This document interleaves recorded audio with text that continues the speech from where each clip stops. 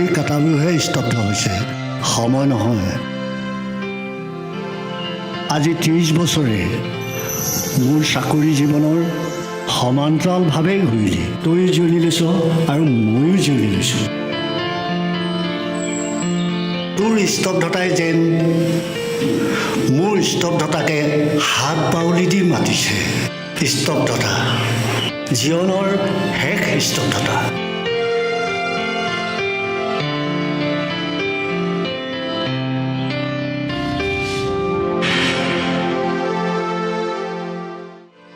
শিক্ষক জীৱনৰ আৰম্ভণি স্বৰূপে মোৰ তৰফৰ পৰা তোমাক এটি সামান্য উপহাৰ দিছোঁ। প্ৰতিটো কাম নিষ্ঠাৰে, দায়িত্ব সহকাৰে, ঘড়ীৰ কাটাকেইডালৰ সমান্তৰালকৈ, সুন্দৰকৈ, ভালকৈ কৰি যাবা।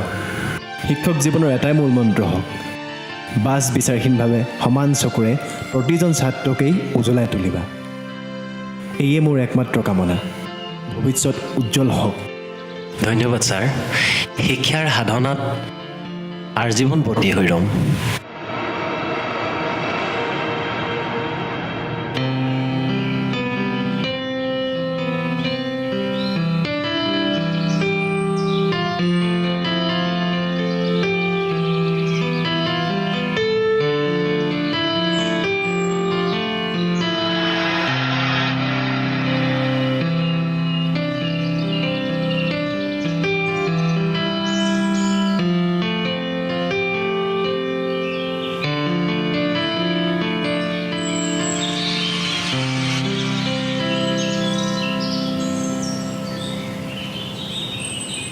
ছাৰ আপোনাৰ ভালনে? কোন? ছাৰ মই আপোনাৰে ছাত্ৰ, 30 বছৰৰ আগৰ। মই ভালকৈ চকুৰে মনিব নোৱাৰা হৈছোঁ নহয়। তাতে স্মৃতিশক্তিও কমি আহিছে।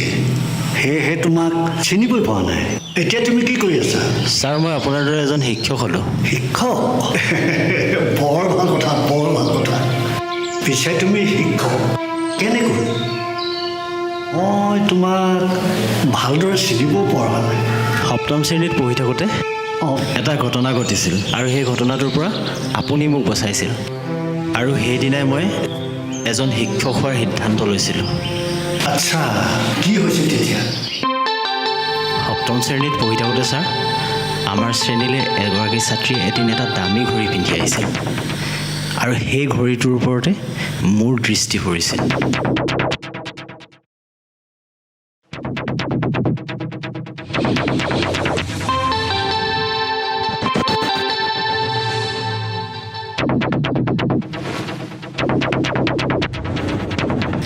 খেলৰ পিৰিয়ডৰ সময়ত ছাৰ, তাই যেতিয়া ঘড়ীটো পেঞ্চিল বাকচত ভৰাই থৈছিল, মই সুযোগ বুজি সেইটো চুৰ কৰি পেলাইছিলোঁ।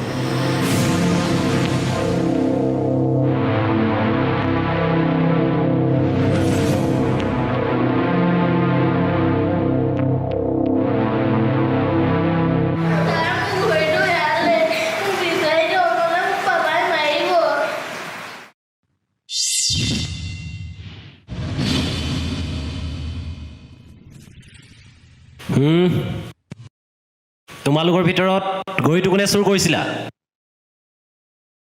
ঘূৰাই দিয়া। মই তোমালোকক শাস্তি নিদিওঁ। শাস্তি নিদিওঁ বুলি কৈছিল যদিও মই ঘড়ীটো ঘূৰাই দিয়াৰ সাহস গোটাব নোৱাৰিলোঁ। মই এতিয়া তোমালোকৰ জেববোৰ আৰু বেগবোৰ পৰীক্ষা কৰিম।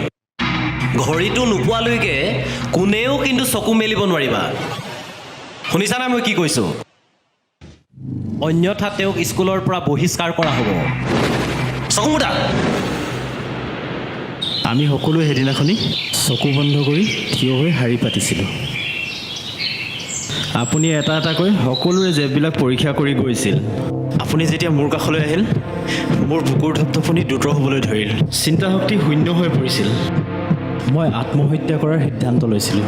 মই ভাবিছিলোঁ চুৰি কৰাৰ বদনাম এটা জীৱনভৰ থাকি যাব। মোৰ মন মগজু অনুশোচনাই ভৰি পৰিছিল। কিন্তু আপুনি মোৰ জেবত ঘড়ীটো পোৱাৰ পাছতো আমাৰ লাইনৰ শেষলৈকে প্ৰতিটো ছাত্ৰৰ জেববিলাক পৰীক্ষা কৰিছিল। শেষত আপুনি তাইক ঘড়ীটো ঘূৰাই দি ক'লে,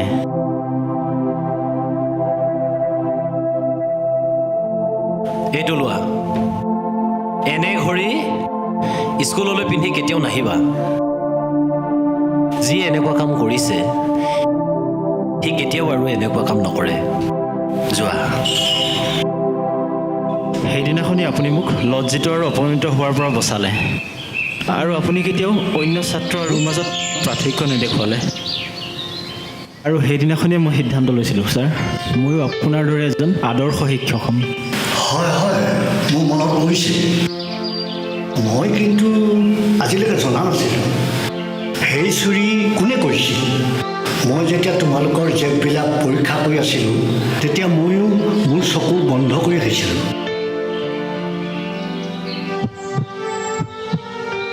ছাৰ, আপুনি অকল মোৰ বাবে আদৰ্শ শিক্ষক নহয়, আপুনি সমাজখন আৰু দেশখনৰ বাবেও এজন আদৰ্শৱান শিক্ষক। ছাৰ, মোক আশীৰ্বাদ কৰক। হ'ব হ'ব, উঠা। নিষ্ঠাৱান হ'বা, ভাল হ'বা, সমাজৰ